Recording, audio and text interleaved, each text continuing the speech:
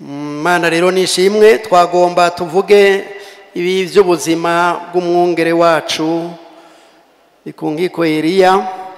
Hama rero muri ubwo buryo twaragize imfunyapfunyo kuko ntawovuga ivyamuranze byofata iminsi. Twaragerageje kwegeranya ariko twovuga mu njamake nkuko biri. Injamake y'ubuzima bw'umwungere wa mbere w'ishengero rya Pentecote ry'Ikiremba, Pastor Eliya Ndikukinko. Umwungere Eliya Ndikunkiko yavukiye Ikiremba mu mwaka w'1940. Uretse iyo yagiye ariga amashuri nko muri Kongo no mu Mubirigi, n'ingendo nyinshi yagize zo kuvuga ubutumwa bwiza mu gihugu cy'u Burundi no mu bihugu byinshi byo mu isi. Ubuzima bwiwe yabumaze ari Kiremba, aharinze yitaba Imana aba. Yubatse urugo rwiwe muri Ruheshi mu mwaka w'1962, yubakana n'umufasoni Rachel Mweminani. Imana yarabahezagiriye, ibahezagiza abana 12. Umwe ariko yaramaze kwitaba Imana, hasigaye abana 11, abuzukuru 52, abuzukuruza 16. Imana imuhamagaye yisaziye afise imyaka 84, ari mu rugendo rwo kuvuga ubutumwa bwiza mu gihugu ca Canada kuwa ndwi Rusama 2024. Ubuzima bw'amashuri mu mwaka w'1947 kugeza 1953 yiga ishuri ntoya hano Ikiremba. Kuva muri 1954 kugeza 1958 yize ishuri ndabigisha y'Iremera muri Kongo iharanira demokrasi. Kuva muri 1959 kugeza muri 1960 yize ishuri nderabigisha yo mu Kibimba hariya muri Gitega. Kuva muri 1974 kugeza 1975 yize teology mu Bubirigi. Ibikorwa vya leta yaranguye hano mu gihugu. Kuva muri 1961 kugeza 1966 yakora ku ishuri ntoya y'Ikiremba nk'umwigisha. Kuva muri 1966 kugeza 1968 yakora ku ishuri nderabigisha y'Ikiremba Ecole Normale y'ico gihe, yari umunyababanga, umusekreteri. Kuva muri 1968 kugeza 1972 yari muri iyo shuri nderabigisha y'Ikiremba, ico gihe naho yakora nk'umuyobozi w'indaro, directeur d'internat. Kuva muri 1972 kugeza 1974 ishuri yakoze ku ishuri ntoya y'Ikiremba ari umuyobozi. Ibijanye n'ibikorwa yakoze kandi n'ubuzima bwiwe bwo mu mpwemu. Umwungere wacu yavukiye mu nzu y'abavyeyi batari bwakizwe mu mwaka w'1940. Yihanye akiri umwana muto afise imyaka 9, aho yiga mu mwaka wa 2 mu mashuri y'intango. Yabatirijwe muri Mpwemu Yera afise imyaka 13, yiga mu mwaka wa 5 mu mashuri y'intango. Amaze kuzuzwa Mpwemu Yera muri iyo myaka, mu mashuri y'intango hageza akaruhuko gatoya, nta mwanya yata. Yacaja ahantu agasenga. Imana imuha kugumana nayo, imuha amavuta ya Mpwemu Yera, kandi yongeza agira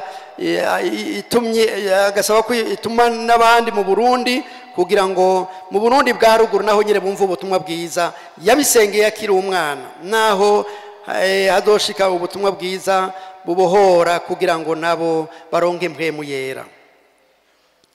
ageze mu mwaka wa gatandatu yaciye aja kwiga i Remera muri Kongo iharanira demokarasi, aho yagiye kwiga i Remera muri Kongo mu mwaka 53 yakomeje gukorera Imana mu migwi y'amashuri mu magroupe biblique i Remera. Nkuko yabikora mu mashuri y'intango yakomeje kuza arafata imyanya mu turuhuko akaja ukwiwe agasenga Imana. Ivyo vyamuhaye kunesha amageragezwa y'ubuto, ya myaka ya adolescence ikunda kugora benshi, yayimaze yuzuye mu umuriro mwinshi wa mpwemu yera. Umutwaro wo gukwiza ubutumwa bwiza mu Burundi bwa ruguru kugira nabo bahabwe kurya kuri mpwemu yera yarawamanye. Yasengewe kuba umuzezi wa shengero ngowe pasitori mu kwezi kwa gatatu mu mwaka wa 72. Guhera uwo mwaka acarongora ububwiriza bwa Buhinga gushika muri 79. Mu mwaka wa 74 yagiye kwiga ishuri ya Bibiliya Theology mu gihugu c'Ububirigi. Avuyeyo mu mwaka wa 75 niho yasengerwa kuba umwungere wa kabiri w'ishengero rya Pentecote y'Ikiremba. Yasengewe kuba umwungere wa mbere w'ishengero rya Pentecote y'Ikiremba itariki mu mwaka w'2010. Yarangije urugendo rwiwe ari mu rugendo rw'ibikorwa by'Imana muri Canada igenekerezo ry'indwi Rusama 2024. Akaba yitavye Imana. Ishengero ry'Ikiremba rifise ububwiriza 108, abapastori 120, abadiakoni 1785, abavuga butumwa 1146, n'abakristo 2285 n'amajana. Aho yakoreye ibikorwa vy'Imana mu yandi mamisiyoni. Ubuzima bw'umwungere wacu bwabaye ubuzima bwo gukorera Imana. Amaze kubatirizwa kuzwa mpwemu yera yakomeje gukorera Imana mu mashuri atandukanye yagiye arigamo. Amaze kumva akanovera k'uburyohe bwa mpwemu yera, akaba yarazi ko mu Burundi bwa ruguru batari bwamenye ivya mpwemu, yagize ubutwaro munini acanigwa cane no gusengera Uburundi bwa ruguru kugira ngo Imana yibuke aho hatari bwashike ijambo ry'Imana. Amagoze gusengerwa kuba umwungere wa kabiri w'ishengero ry'Ikiremba, yakobeje cane gukorera igikorwa cyo gukwiza ubutumwa mu Burundi bwa ruguru. Aho rero akaba yarafashije cane gushinga no gukomeza amashengero ya Pentecote ya Kirundo, Kagari, Kayanza, Mukoni, Gashikanwa na Maramvya ya Kayanza. No mu gice cyo hagati y'igihugu mu ntara ya Gitega, umwungere wacu yarahakoreye imyaka itari mike afatanije n'umuhisi Pasiteri Nikodemu Nyandwi n'abandi bakozi b'Imana. Ibikorwa yakoreye Ikigozi mu Kirundo. Ishengero rya Pentecote rya Kigozi Kirundo ryatanguye muri 1966, ritangujwe n'ishengero rya Pentecote rya Mugara. Inyuma y'intambara y'72 ishengero rya Pentecote ry'Ikiremba ryaciye rija kuvyura ibikorwa. Umwungere wacu yagiye gukorerayo cane guhera muri imyaka ya 73, akaba yarakorereyeyo cane ashigikirana n'abapasitori uwitwa Muhisi Manwa Natanayeli na Paul Bamboneyeho. Abo bari amaze kwitaba Imana. Niwe yari umurezi w'ishengero rya Pentecote rya Kirundo.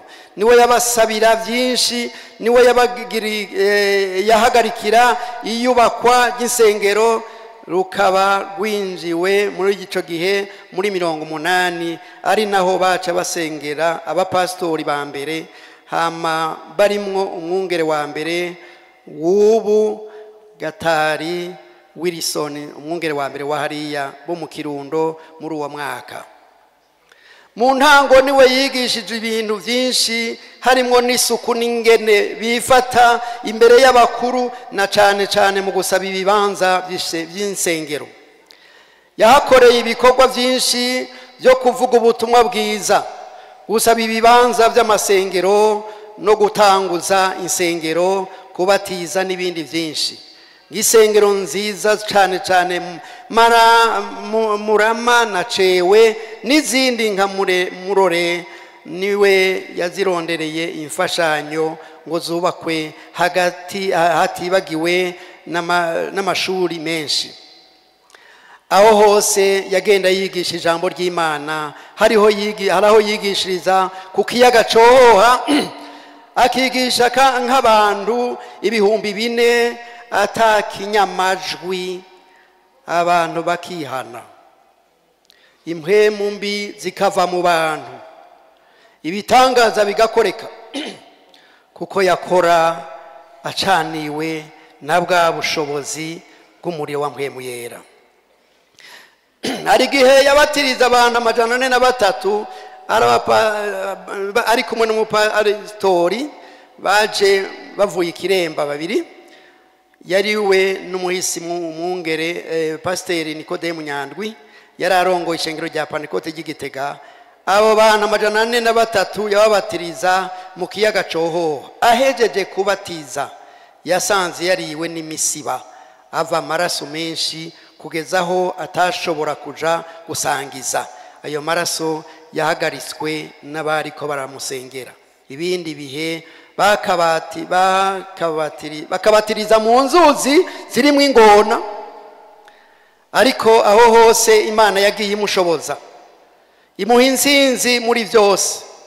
Niho yaca ahanura kubaka ingomero zigezweho, haca hubakwa ingomero. Muri ibyo bihe yahuye n'inzara, yashobora kumara indwi atarya, agakomeza asenga kandi avuga ubutumwa bwiza, kuko icyo gihe abantu bakijijwe bari bake cyane.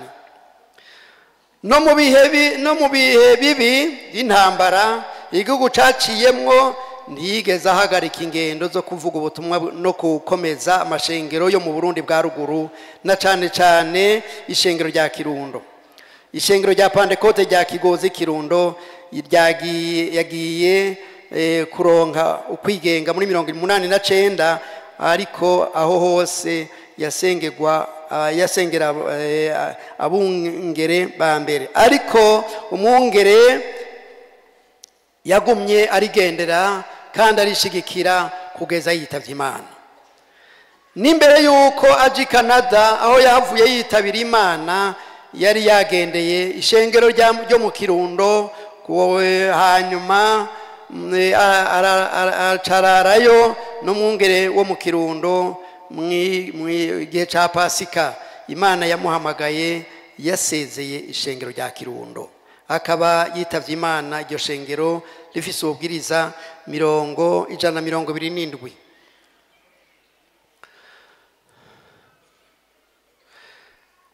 Mu Kirundo yafatanye na Muyinga, yarashoboye kuba yiriwe arakorera ibikorwa vy'Imana imuyinga. Agiye mu Kirundo akacarara arakesha mu masengesho, bwaca akaja kwigisha ahandi.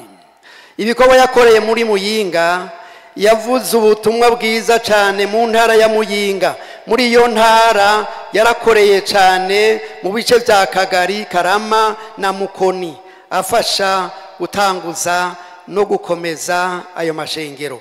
Mu ntara ya Muyinga, ishengero rya Pantekote ryatanguriye Ikayenzi, ritangujwe n'ishengero rya Gishiha inyuma y'intambara ya 72.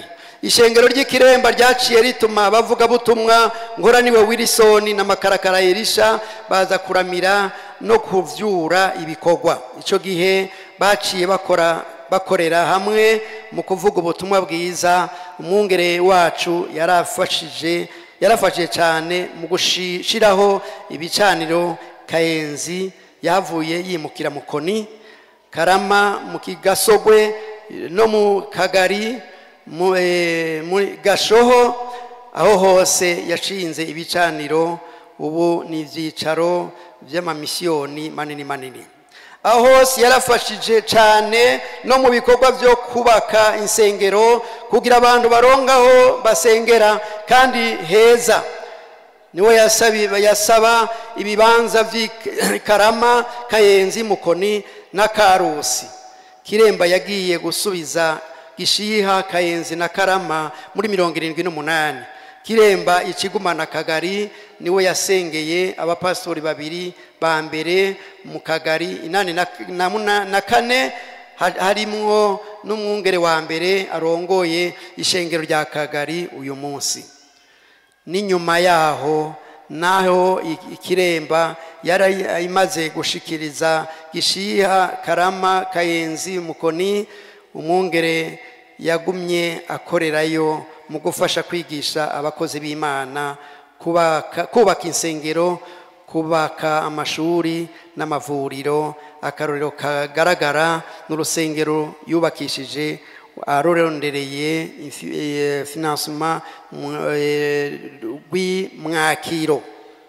Uwo mwungere yitavye Imana mu misiyoni ya Kagari ifise ububwiriza 39, abakristo 49 bihumbi n'abapastori 52. Muri iyo ntara ya Muyinga mwungere yarahuriye n'intambara nyinshi cyane zigwanya ishengero ry'Imana, utibagiye inzara, ariko muri byose we yaharanira ko abantu bakizwa neza bakuzwa mpwemu yera. Ibikorwa yakoreye mu Gashikanwa Ngozi, uretse Kirundo na Muyinga, umwungere yarakoreye kandi mu Gashikanwa mu ntara ya Ngozi afatikanije n'umwungere Yoweri Bigirabagabo arongoye ishengero rya Gashikanwa.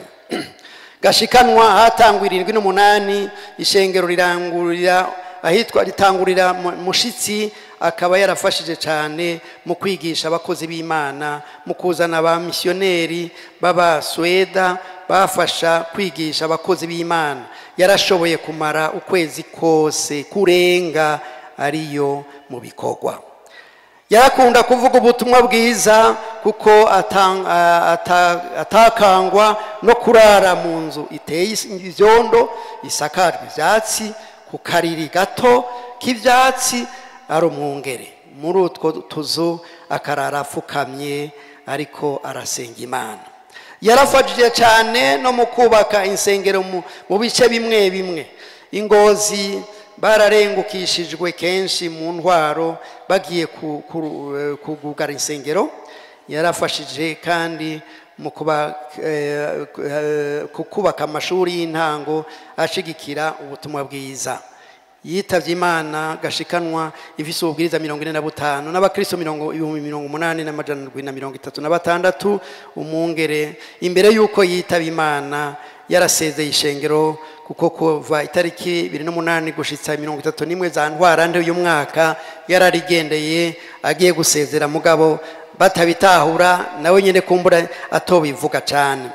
Ibikorwa yakoreye muri Maramvya, Kayanza, imbere yuko ubutumwa butangura mu Maramvya, Kayanza, umwungere wacu n'abandi bahora baca mu gisagara mu Kayanza bavuga ubutumwa, bongera batanga amajwi ya Pantekote mu gisagara canke mu isoko.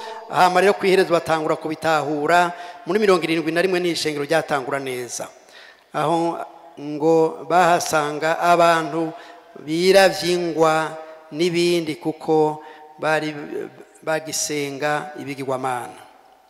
Mu Maramvya hagiye gutangura 83, hatangujwe n'umwungere Yoweri Bigirabagabo avuye Mushitsi. Aho hose umwungere wacu yari kiremesha mu gutanguza ibikorwa. Umwungere Wilson Nkoraniye yagiye kuza 84 inyuma y'ikibaterizo ca mbere. Ishengero rya Maramvya ryatanguriye mu kazu k'imbingo hajya nyene mu Maramvya. Aho hose yarahigishije kandi ntiyatinya kurara muri utwo tuzu. Kuri we icari gikomeye yari imitima y'abantu. Nguko yakora ahandi no mu Maramvya yarakoresheje mu gutanga inyigisho z'ijambo ry'Imana, akaja mu mu basaba ba missionnaire n'abandi bashitsi kuvuga ubutumwa bwiza. Yaravugiye cyane amashuri n'ivuriro kuko byagenda bishigikira ubutumwa bwiza. Niwe yubakishije iryo vuriro asabye imfashanyo kuwitwa François. Yarashobora kumara ukwezi kose ari ukuvuga ubutumwa atabanje no kugaruka no kuraba utwo tuzu Imana yarakoze imukoresheje. Ikiremba ntiyakunda kuhaba, yakorera cyane mu Burundi bwa ruguru, yari hebereye ubutumwa kuko n'umuryango yawubamwo gake. Yarakunda cyane gusenga no kwigisha ijambo ry'Imana. Hanyuma mu migwi itandukanye arangije urugendo rwiwe Maramvya ifise ububwiriza 50, abakristo 45. Ikindi bazokwama bamwibukira ko n'inyigisho ubutumwa bwiza kugeza naho abantu bamwigana no mwijwi. Mu gusezera ishengero rya Maramvya yigishije ko bogumya ukwizera twahawe rimwe gusa. Uwo munsi ishengero ryamuherekeje n'imodoka yari mu baranga kwirekura, yagiye neza yasezeye. Ibikorwa yakoreye Igitega hatunganijwe na Luka Kayaga wo muri Kayogoro na Nathanael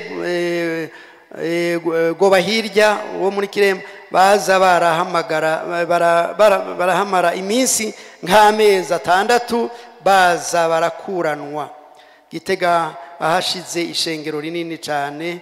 Imana ibiheregwe icubahiro ibikorwa yakoreye no kumugara. Kumugara ndiyahakoreye cyane, uretse ko yajarafasha cyane mu nyigisho. Ibikorwa yakoreye Bujumbura, yarahagarikiye ishengero rya Pentecote ry'Ibujumbura ikiringo c'amezi 6 inyuma y'urupfu rw'umuhisi Pasiteri Mafefere Manase. Inyigisho za Bibiliya yarakunda cyane, inyigisho zinjiye muri za Bibiliya mu bana no mu bakuze. Akaba yitavye Imana yaratanguje inyigisho z'ijambo ry'Imana yinjiye aho abigisha ibitabo bya Bibiliya kimwe kimwe ku bakuze no ku bana. Ku bakuze izo nyigisho zikaba zari zimaze gutanguzwa mu misiyoni 10. Ku bana naho zikaba zimaze gutanguzwa mu misiyoni 7.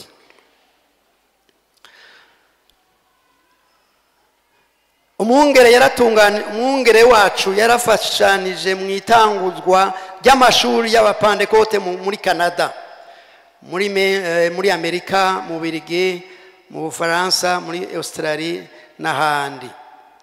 Ibyaranguwe mu iterambere ry'igihugu iruhande y'igukwiza ubutumwa bwiza, umwungere yaritaho cyane ibikorwa by'iterambere bishigikira iterambere. Ibisata nyamukuru yitaho byari bijanye n'inyigisho by'amashuri, amagara y'abantu, kwitaho imfuvyi, abagendana ubumuga, kubungabunga ibidukikije, uburimyi n'ubworozi n'ibindi. Ibijanye n'amashuri, umwungere yitavye Imana ishengero ry'Ikiremba rifise amashuri y'intango 142. Amashuri kuva kuwa mbere ku 9 ni 116. Amashuri yisumbuye poste fondamentale 52. Bibanza vyinshi byo kwigishirizamwo abakuze gusoma no kwandika. Yarafashije cyane kandi no mwishigwaho rya kaminuza y'ibiyaga binini yo twita IGR. Ibijanye n'amagara y'abantu, shengero rifise ibitaro bikuru ibitaro bikuru, hanyuma n'ibitaro bya komine imwe nyene, amavuriro mato 8. Ugufasha imfuvyi, ikigo c'imfuvyi c'Ikiremba, umwungere yabaye mu bantu batanguje orphelinat y'Ikiremba. Iyo orphelinat yatanguye 62, ikaba imaze kwakira abana b'imfuvyi 1000 kuva itanguye. Ubu hakaba haraba imfuvyi 87. Kwita abagendana n'ubumuga, ubumuga naco cabaye mu bintu byamuranga cyane, ari mu bantu batanguje igikorwa cyo kwakira no gufasha abana bagendana ubumuga bo mu Gakwende. Icyo gikorwa kikaba kimaze kwakira abana bagera ku 338. Ubu hakaba hari abagendana ubumuga 64 baharerewe. Indunduro muri ivyo bikorwa yaranguye byose, yarangwa no kwicisha bugufi guhambaye nk'umuzezwa shengero koko ahimbara Imana. Arinze arangiza asenga afukamye agikesha nijoro, ari imbere ya nyenijuru n'isi nibanga rihambaye koko. Ariko ivyo byose aho yagenda akora, baba bari kumwe n'umwungere umuhisi wacu, umwungere wa mbere Madengo Abedenego yitavye Imana, niwe yamushigikira kugira ngo amurungika gukora ivyo bikorwa hirya no hino. Ndawe yaduka ariko barasezerana, arinda arangiza rero ivyo bikorwa kibibandanya. Mu ncamake ivyo yarangwe ntawo bihwanya, ariko hasana hateguwe agatabo twibaza ko tuzokagwiza, na kandi cyane gafatanye n'ibikorwa bakoranye n'umuhisi mu minsi iri imbere kizosohoka. Imana rero baduhezagirire ibikuru bikuru, ntawo biheza ivyiwe. Ivyamuranga nk'uko hano vyavuzwe, byarakunda gusenga. Ndi muri Swede 86, wahora mwigisha Kongo yarambaje ngo mbega ari hehe ubu? Ndi n'umwungere wa kabiri w'ishengero ry'Ikirembo. Ndi kubera kumbajije uko ngo yari umuntu nzi kuva ari umwana yakunda gusenga Imana. Ivyo rero yarabigumyemwo, yarabikuriyemwo, na kugeza n'uno munsi ni nkuko muvyumvise yarangije akibikora. Hama kandi twari tukimukeneye, ariko Imana yabonye ko akwiye kuja kuruhuka. Yatanguye kubivuga igihe kimwe twari dufatanye urugendo tuja mu Kirundo. Tuvuyeyo nari umudiyakoni, mbere nari n'umusore, awande gusengera abakozi b'Imana hariya mu Kirundo. Ariko aranyonga imodoka tugeze mu Kayanza, yibuka umuntu bahora basengera hamwe w'ibujumbura. Uwo muntu atatangura kunyiganira, naho hari nka saa moya y'ijoro mu modoka, ati naka yakunda gusenga ngo ndakumbuye Yesu, yakunda kuvuga ngo ndakumbuye Yesu. Ndahora ndumviriza ngo kuko yamukumbuye yaciye amujana, ngo ndumva natwe ko dukwiye gukumbura Yesu. Ndabona handi sinasuye kugira icyo ndamubwira muri uwo mwanya. Arabikomeza aravuga, tujana ibujumbura mu ijoro hagati. Ndahora ntinovuga, ariko aranyonga, hamwe atobitahura yoca amererwa nabi. Dushitse ngaha narayombotse imuhira, nza n'ugiye kumufukamira. Niki kintu wavuze ukumbuye Yesu, naka yamukumbuye ngo yaciye amujana. Nawe wavuze ngo ugomba guhera ubu ngo dukumbure Yesu, ngo hava tujana. Ndimwungere ndasavye, aho mukumbure akakujana uzoba udusize he? 8 ndasavye ico gisabisho ugihindure. Turagukumbuye, tugomba kuturera, ishengero ryacagukumbuye. Acarambwira ati humura naje narabonye ko ntubibandanya. Narasabye mbere imbabazi Imana kuko ibikorwa byari bikiriho, none Imana ishimwe yamwongeye imyaka ingahe 36. Ivyo yakoze yarabonye ko hageze. Ejo bundi rero nja numva ariko aravuga isa n'uvugishwa ngo aya majambo yankumbuje ijuru, ngo ndumva nkumbuye ijuru. Nikaraba yaragiye. Iyo ni muri no mwaka ntihatanguye kuvyumvikanisha bivuga, none natwebereka dushiraho Imana yashitse. Yamuboneye ivyogira ikimazi, kandi ivyo yagiye arangura Imana izodufasha tubifate nka nkama, ntibitubisigaho nyene, tubigendere. Kandi ibikorwa yatanguje hirya no hino bize biramigwe, bibandanye bikorwa, kandi Imana iri kumwe n'ishengero bizoshobora gukorwa nuko Imana ibaduhezagirire. Muri uyu mwanya naho twagira ngo twumvirize abaje baserukiye amashengero, abaje bavuye hirya no hino, tubaha umwanya bagira ico bavuga. Duhereye kuri abo batuvyaje ubutumwa, hariho witwa Samuel, ariko bakazanana na Bengte, nivyo basavye ko bahagararana ngaha, umwe afise igihe yatumwe uwundi igihe yatumwe. Kaze cane. You're welcome.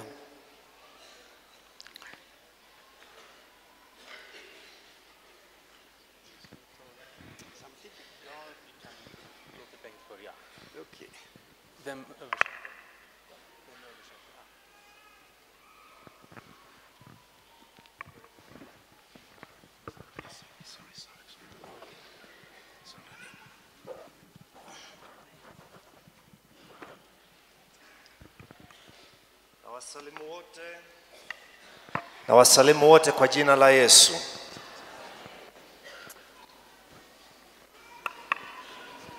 Turabaramukije mwese mu izina rya Yesu.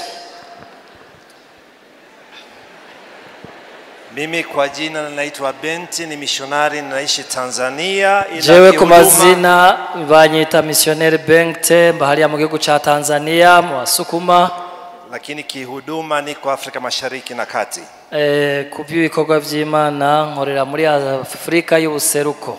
Nasimama mbele yenu kama mwakilishi wa makanisa ya Kipentekoste nchi za kule kaskazini, Norway, Sweden, Denmark na Finland. Mpagaze hano kugira ngo nshikirize ijambo ku ruhande rw'amashengero yo muri biriya bihugu by'uburengero bwa Buraya, ariyo Norvege, Sweden na Finland. Makanisa ya kule wanamtambua sana mtumishi wa Mungu ambaye ametangulia kwa Bwana. Amashengero yo mu ivyo bihugu asanzwe yaramenyereye umukozi w'Imana yatashe. Na kanisa la Kiremba linasifika sana kule katika nchi hizo. Kandi ishengero ry'Ikiremba nahari yarirazwi muri biriya bihugu. Na hiyo ni kwa sababu mtumishi wa Mungu amefanya kazi vema. Ivyo rero byavuye ku mvo yuko umukozi w'Imana yakoreye Imana neza. Na wamissionari wengi wa kutoka Sweden wamekuwepo katika mali hapa Kiremba. Kandi murazi ko muri kahise abamissioneri benshi barakoreye hano Ikiremba.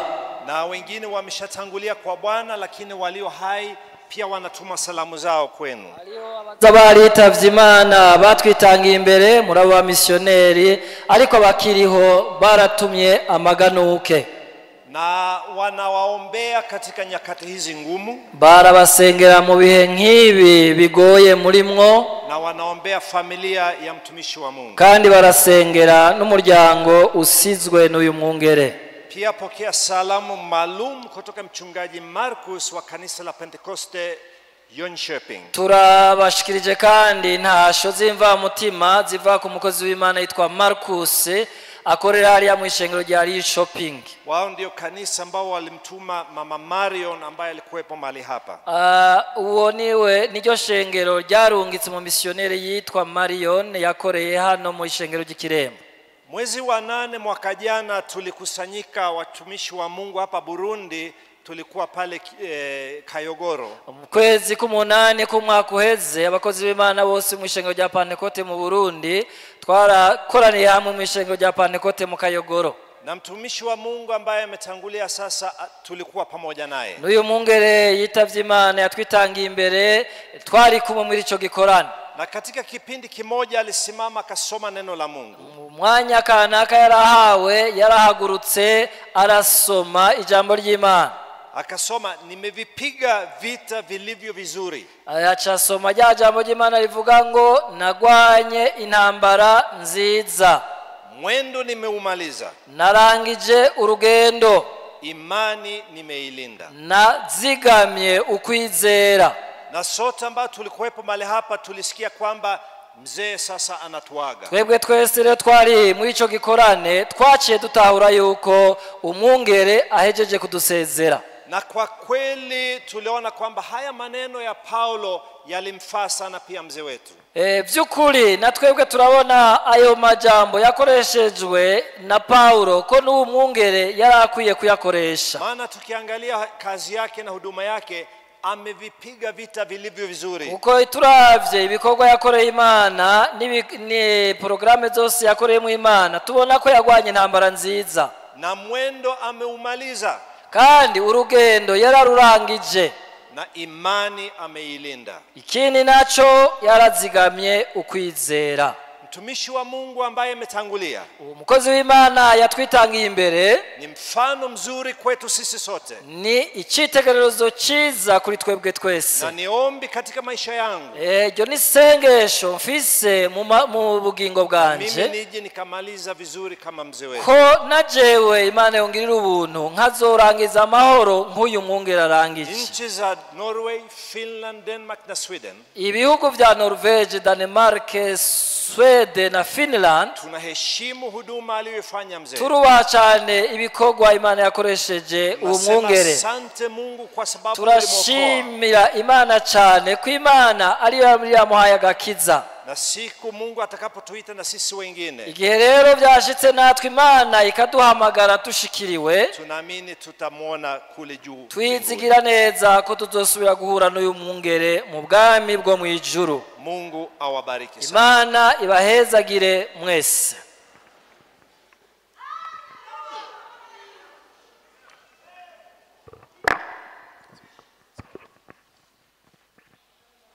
Amahoro. Yesu ashimwe. My name is Pastor Samuel. Izina ryanje ni Pastor Samuel. I'm one of the pastors in Philadelphia Church in Stockholm. Ndi umwe mu pastori b'ishengero rya Philadelphia i Stockholm. There are some days that you long for. There are some days that you long for. Hariho iminsi usigara wifuza, You look forward to them hanyuma iyo minsi ukifuza kuyibona, and you are excited about them. hanyuma mbere ukumva ko iyo minsi uyikumbuye. This is not one of those days. This is not one of those days. Iyo minsi si nk'iyi minsi turimo. We were not hoping for this day. Ntitwifuza iminsi nk'iyi turimo. We were not desiring this day. Kandi ntitwifatira ingingo. But today we are here to mourn Pastor Eli. Ariko turi ngaha nk'abagandariye umwungere Eliya. But we find comfort Ariko turaronka ibituremesha that he is with the Lord kuko tuzi neza tudakekeranya ko ari kumwe na Kristo, and that we one day will meet him again. kandi kundi munsi tuzosubira kumubona. Our church in Stockholm, Ishengero ryacu i Stockholm we share the grief together with you as a church today. Twarafatikanije umubabaro n'ikigandaro na mwebwe, And we share the grief with the family. kandi twarasangiye umubabaro n'umuryango. Please receive our condolences. Rero mwakire ukubaremesha kuvuye ku mitima yacu. Now, for many years, the Church of Kiremba Haciye imyaka myinshi ishengero ry'Ikiremba and the church in Stockholm has been in close partnership. n'ishengero ryo muri Swede mu Stockholm dufitaniye imigenderanire ikomeye cyane. One important reason for this partnership was the leadership of Pastor Eli. Kimwe mu vyari bigize iyo migenderanire bwari uburongozi bw'umwungere Eliya. We saw his wisdom Twarabonye ubwenge bwiwe yahawe n'Imana and his spiritual gifts. n'ingabire z'impwemu zari muri we. He was a true leader Yari umurongozi w'ukuri and a spiritual father. kandi n'umuvyeyi mu vy'impwemu. He was a very dear friend to many of us in Philadelphia Church in Stockholm. Yaratandukanye n'abantu benshi muri twebwe mu ishengero ryacu muri Philadelphia. And especially to our senior pastor Niklas Piensoho. Rimwe mbere cyane n'umwungere wacu Niklas. He would have loved to be here today, Ntiyashoboye kuba hano no munsi to be with you and pray with you. kugira ngo abane namwe asenge hamwe namwe. But his health isn't permitting him to do that today. Amagara yiwe ntiyamukundiye kuba hano. But even though senior pastor Eli, Naho umwungere Eliya he was one of the great revival leaders. He was a great revival leader. Naho yari umurongozi ari nk'inzira y'umuvyuro. He was building a big church, a good church. Murabona asize urusengero runini ya cyane yubatse. but he always acted with humbleness and with grace. ariko ni umuntu yamabonekamwo guca bugufi cyane. He had the heart of a pastor. Yari afise umutima w'umupasitori. And we pray twarasenze that God will rise up leaders as Pastor Eli once again. ngo Imana isubire ihagurutse umupasitori ameze nka Eliya, With the same spirit afise imwemu nk'iyo yari afise and the same power n'ubushobozi nk'ubwo yari afise for a leadership for the church in Burundi kubw'uburongozi bw'ishengero rya Pentecote mu Burundi and for the kingdom in this world. kandi no kubw'ubwami bw'Imana muri iyi si. Romans 14:8 says this. Mu cete cy'abandikiwe Abaroma igice cya 14 ku murongo w'8 havuga ngo If we live for the Lord. If we live, let us read. Romans 14:8. Dusome hariya mu cete cy'Abaroma igice 8, icete cyandikiwe ishengero ry'i Roma igice 8, igice 14 ku murongo w'8. Namba turiho kuba umwami, kandi namba dupfa kuba umwami. Nuko namba turiho canke namba dupfa turaba umwami. If we live for the Lord. Namba turiho turaba umwami. If we die for the Lord. Namba dupfa kuba umwami. Whether we live or die, namba turiho canke dupfuye, we belong to the Lord. turaba umwami. For those who believe in Jesus Christ, kuri abo bizeye Kristo Yesu, death is defeated. urupfu rwaraneshejwe, rwaratsinzwe. Even though we die, naho dupfa, death cannot break the fellowship with Christ. urupfu ntirushobora kudutangira ngo rutubuze kubana na Kristo. Therefore we know and we anticipate to be with the one who has gone before us. Rero tuzosubira kubana n'abatwitangiye imbere. In Christ we continue to live. Muri Kristo tuguma turiho naho twopfa. Even though we may die one day, naho dushobora kuzopfa kindi gihe, we will meet again. Tuzosubira kubonana. This is our faith. Uku niko kwizera kwacu. And this is our hope. Ibi nivyo vyizigiro vyacu. So for all of us who live today, rero twese twizeye Kristo, let's renew our commitment to Christ once more. Reka dusubire tunagure imigenderanire yacu na Kristo.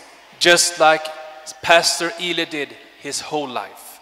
Nkuko umwungere Eliya yabigaragaje mu buzima bwiwe bwose. May God be with us all. Imana ibane natwe twese. Amen. Amen.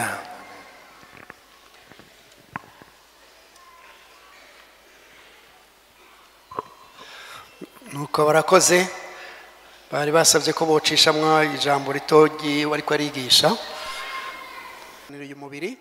Basaba ni LA 3558 nyene yoyo ikura mu nzira kuko yabujije abagomba kujana ijya modoka. Murakoze.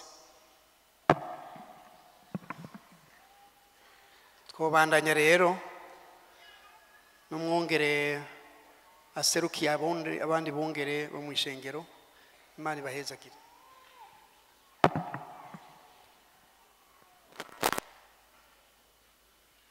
Batubwiye yuko hariho undi munyacubahiro nyakubahwa Maire de la Ville, tumusabe nawe nyine ahagarare.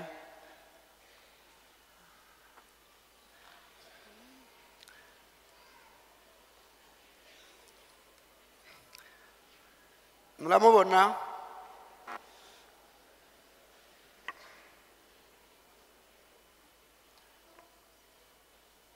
Mbega turamwakiriye? Imana igire gute? Kaze cyane nyakubahwa. Murakoze. Tuje imbere.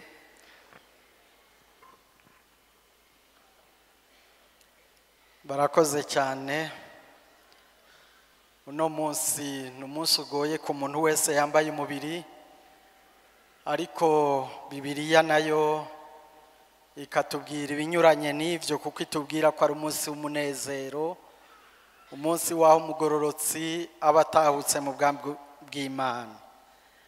ubwa mbere rero mu izina ry'inama nkuru y'amashengero ya Pentecote mu Burundi twagira tubanze gushimira amadelegasiyo yose yaje duhereye ku bavuye muri Sweden n'ibindi bihugu, kandi mu izina ry'iyo nama nkuru tugakengurukira banyakubahwa barongoye igihugu baje gufasha inama nkuru y'amashengero ya Pentecote mu Burundi kuri uyu munsi wahambaye, umunsi mukuru, umunsi waho dushima Imana ko Imana yakiriye umukozi yayikoreye. Uyu mukozi umwungere Pastor Ndikungiko Elia arangije ari we asanzwe arongoye inama nkuru y'amashengero ya Pentecote mu Burundi, kandi muri ico kiringo yaturongoye cyose yakoreye Imana mu gihe kigoye n'icoroshe, kandi twamubonyemwo ibyiza byinshi haba mu nama haba mu mashengero ya Pentecote mu Burundi. Yatubereye akarorero, atubera umuvyeyi. Babivuze ko atawoshobora kubivuga byose, ariko inama y'amashengero, inama nkuru y'amashengero yifuje guhoza ishengero rya Pentecote ry'Ikiremba riri muri uyu mubabaro, ariko kandi tuvuga tuti munezerwe mushima Imana nuko umukozi w'Imana atasha amahoro. Kandi Dawudi murazi uko yavuze ngo icompa nkazopfa nk'uko umugororotsi apfa. Imana ishimwe cyane. Hanyuma twagira duhoze kandi umuryango twarabibonye uburyo bigumije bakihangana, nabo nyene batubereye akarorero keza, atanduru twigeze twumva, ariko twababonana umunezero ko umuvyeyi wabo atashe mu mahoro. N'inama nkuru natwe ubwacu turatakaje, kuko nkuko twavyumvise ibyo twari kuvuga byose, yatubereye umuvyeyi, atubera umuhanuzi, araturongora muri byose. Nico gituma inama nkuru y'amashengero nayo tuyihojeje, kandi dusaba ko Imana nk'uko yabidusabira yobandanya kubana natwe. Munyemerere nanje ndangize soma rino jambo riri muri Daniel 12:3. Ni jambo rivuga ngo kandi abagize ubwenge bazokayangana nk'ugukayangana ko mwitazanure ry'ijuru, n'abashikanye umurongo nshaka guhereza ishengero ryose ry'Ikiremba, mbere na twebwe twese n'iri jambo, n'abashikanye benshi ku bugororotsi bazokwakaka nk'inyenyeri ibihe bitazoshira. Niriragi twumvise uburyo yashikanye benshi ku bugororotsi, shengero ry'Imana ry'Ikiremba n'ayandi mashengero yose ndabifurije kugira uyu mutima wo gushikana benshi ku bugororotsi. Imana ibahezagire.